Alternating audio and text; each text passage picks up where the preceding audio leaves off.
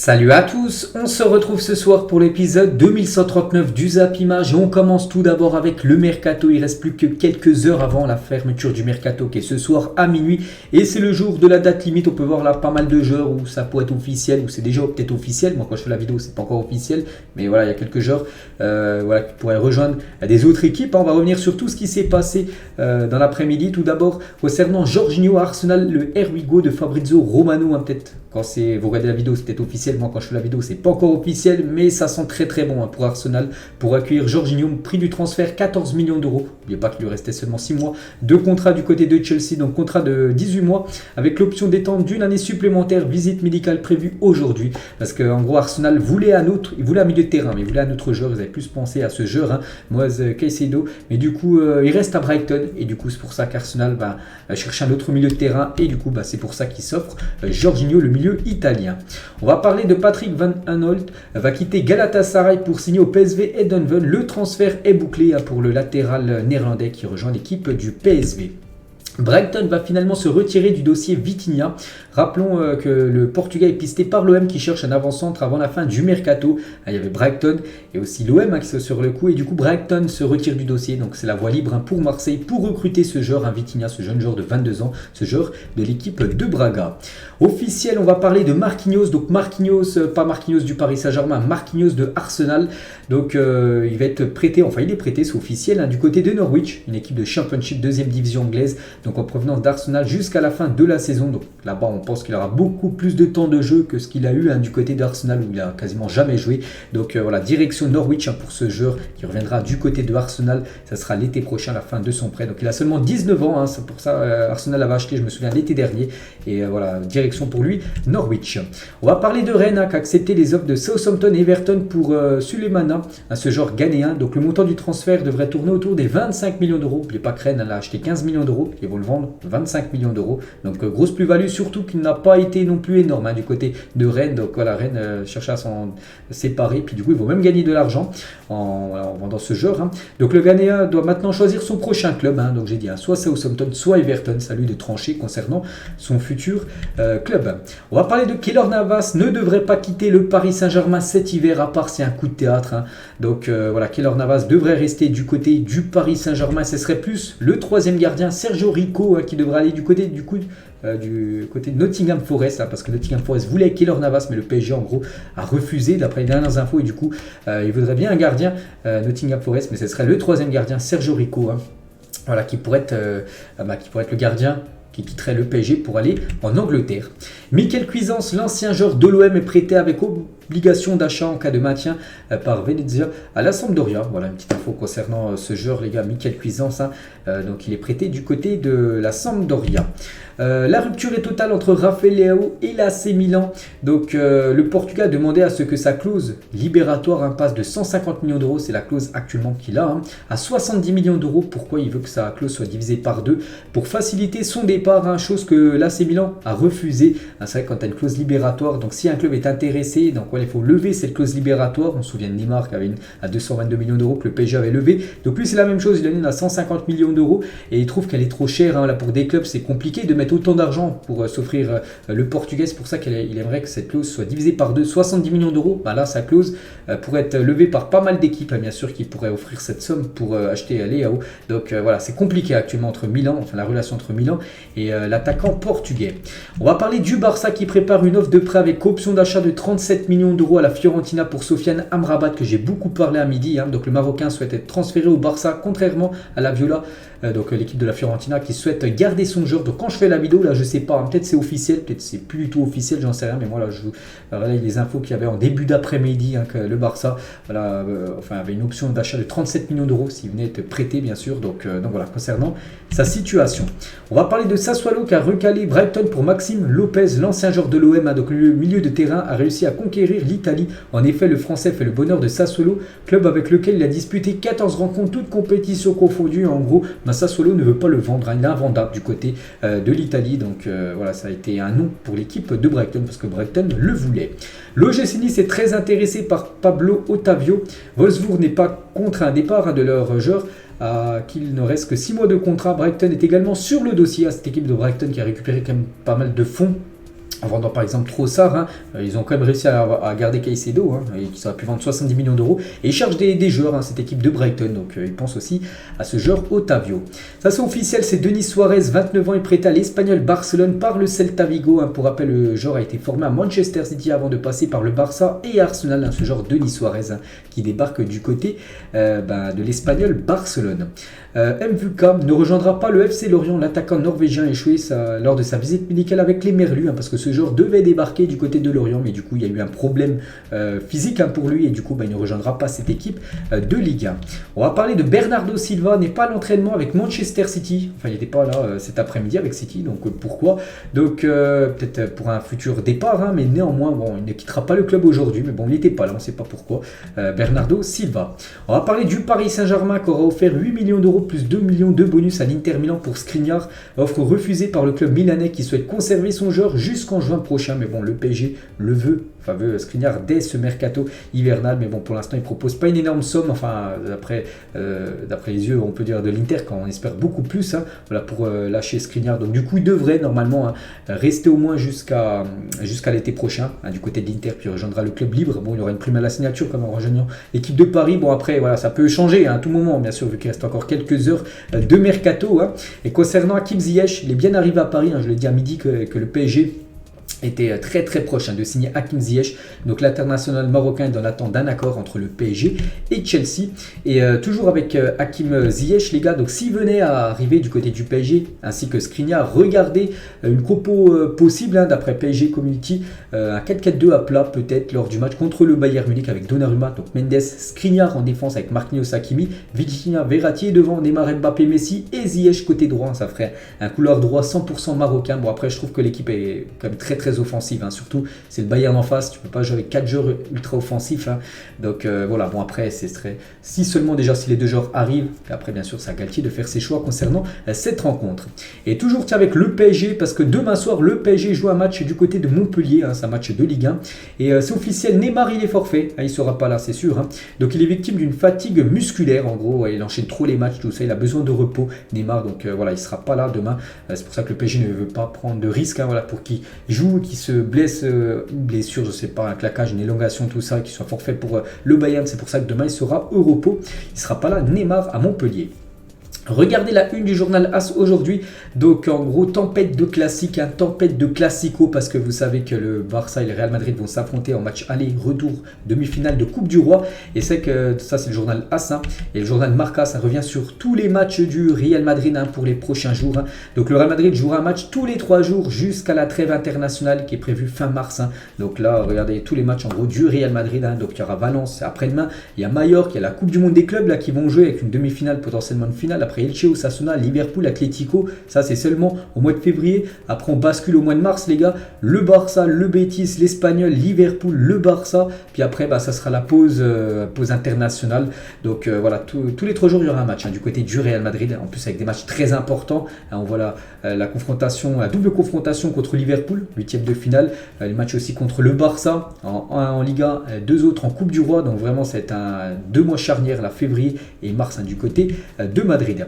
Et c'est vrai que le Real et le Barça, on a été, on a pu voir quand même cette affiche quand même 5 fois cette saison, hein, donc 5 Barça Real Madrid cette saison, donc 2 fois en Liga, bon le deuxième match retour n'est pas encore été joué, 2 fois en Coupe du Roi, hein, vu que bien sûr ils vont s'affronter en demi-finale aller-retour, et une fois en Supercoupe d'Espagne, hein. Donc c'est vrai qu'on a été plutôt bien par rapport à cette affiche, on l'a souvent vu cette saison. Et concernant le FC Barcelone, hein, les joueurs du Barça ont assisté donc au tirage au sort, hein, qui a eu lieu hier, la Ciudad Deportiva, et quand ils ont vu qu'ils avaient tiré au sort le Real Madrid, hein, ils ont commencé à applaudir et à célébrer. Alors, ils étaient très très contents, hein, les joueurs du FC Barcelone, d'affronter le Real Madrid en demi-finale de Coupe du Roi.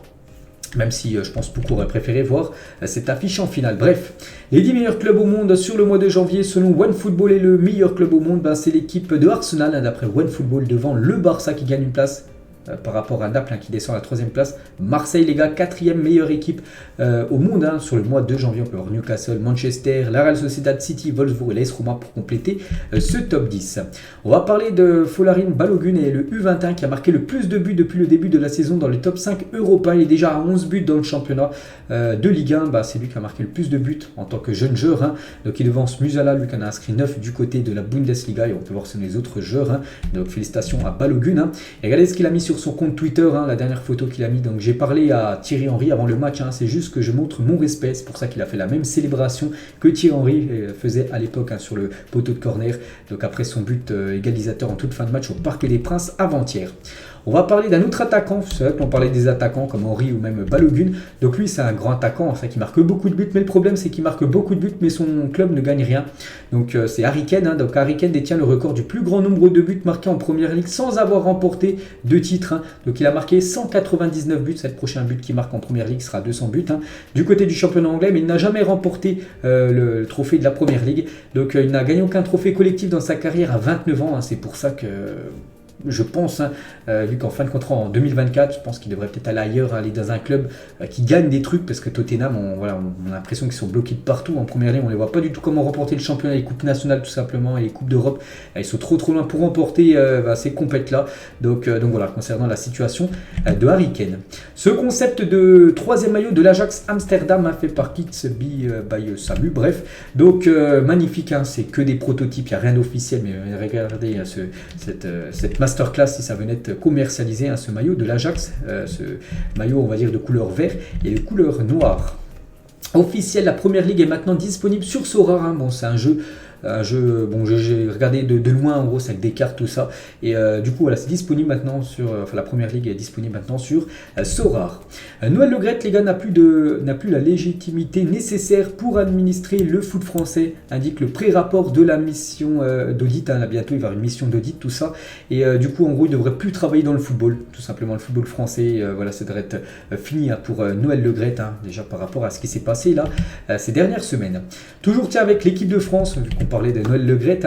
Donc nos Bleus alternent entre matchs de coupe et matchs de championnat et continuent de performer sur les pelouses européennes. Regardez le week-end des Bleus, là, le week-end dernier. Par exemple, Marcus Thuram, victoire record, plus large victoire de sa carrière à l'extérieur. Ils ont gagné 4-1 avec Gladbach du côté d'Hoffenheim. Antoine Griezmann, c'est 6 tirs, 3 tirs cadrés, 22 frappes en championnat depuis janvier, un record pour lui. Kamavinga, c'est 81 ballons touchés lors du dernier match du Real Madrid.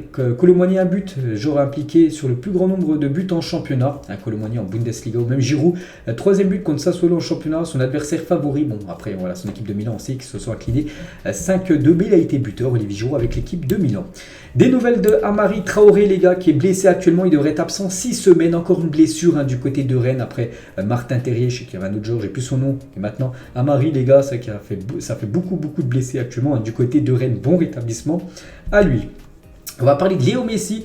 Donc il parle par rapport à ses réseaux sociaux, il dit c'est moi qui gère mon compte Instagram, pas une quelconque entreprise ou personne, parce que souvent voilà, c'est les footballeurs, il y en a pas mal qui confient leur compte, leurs réseaux sociaux à une personne, à une entreprise pour gérer voilà, des photos, mais voilà, concernant le compte Instagram de Messi, c'est bien lui qui met les photos, qui met les textes, tout ça, c'est pas une entreprise qui met tout ça sur ses Instagram, Twitter ou même toutes les autres plateformes. Il a également dit mon WhatsApp a explosé après avoir gagné la Coupe du Monde, j'ai commencé à répondre à ma famille, mais j'ai ensuite répondu à des messages pendant plusieurs jours sur Instagram. J'ai eu plus d'1 million de messages voilà, par rapport à cette victoire à la Coupe du Monde et je me suis fait bloquer. En gros, ça a fait bugger tout simplement son compte Instagram tellement qu'il recevait 2 messages par rapport, certainement pour le féliciter, par rapport à cette Coupe du Monde remportée. Toujours avec Messi, il regrette ses paroles après le match contre les Pays-Bas. Souvenez-vous, quand il s'était un peu embrouillé avec Weghorst. Il a dit « Je n'aime pas ce que j'ai fait ». Il y avait beaucoup de tensions, c'est sorti naturellement. Il s'était passé beaucoup de choses avec Weghorst et 2 autres pendant le match. Je n'ai pas aimé cette image quand il dit « Va là-bas, toi, pourquoi tu me regardes ?» Souvenez-vous, on avait beaucoup parlé lors de la Coupe du Monde. Donc voilà, maintenant il n'est pas très fier de ça, on va dire, Léo Messi. Et toujours avec Léo Messi, regardez les meilleurs totaux de nombre de passes décisives sur une année civile. C'est bien Messi, les gars, qui occupe en plus les 2 premières positions. Messi, c'est le cas le record en 2011. Il a réalisé 36 passes décisives sur une année civile de janvier à décembre avec son club qui était le Barça à l'époque et l'Argentine. Donc voilà, 36 passes décisives, c'est un record sur l'année civile. Et deuxième, toujours Messi avec Henry, les deux sur la 31e passe D. Donc Messi en 2016 et Henry en 2003, c'était avec Arsenal et l'équipe de France. Et toujours avec Messi, on peut voir qu'il est classé 5e par rapport au top 5 des joueurs les plus fidèles à leur club. Donc c'est plus de 778 matchs du côté du Barça. On peut voir que Totti fait mieux, 786. Zanetti fait mieux du côté de l'Inter, 858. Maldini, 902 du côté de Milan. Et le premier, c'est le légendaire gallois Ryan Giggs du côté de Manchester United. 963 matchs il a disputé du côté des Red Devils. Lui aussi, il a été fidèle de nombreuses années à son club. Il est toujours fidèle. C'est Marco Reus, avec qui il a évolué. Marco Reus, toutes ces années. Bon, tous ces joueurs après ont quitté cette équipe de Dortmund. Donc on peut voir Lewandowski, Götze, Dembélé, bon je ne vais pas tous citer, Bellingham, le dernier qui est toujours du côté de Dortmund, mais bon on sait qu'il pourrait quitter cette équipe l'été prochain. Graham Potter, donc le coach de Chelsea, a emmené l'équipe de Chelsea dans une base militaire pour rencontrer des soldats dans le cadre d'une journée de liaison d'équipe, voilà, pour qu'il y ait une meilleure cohésion en gros entre les joueurs. Une petite info concernant cette équipe de Chelsea. On va parler du Gazélec Ajaccio, fait faillite et est placé en liquidation judiciaire. J'en ai parlé il y a quelques jours qu'ils étaient quasiment en liquidation judiciaire et du coup malheureusement on l'a pris aujourd'hui.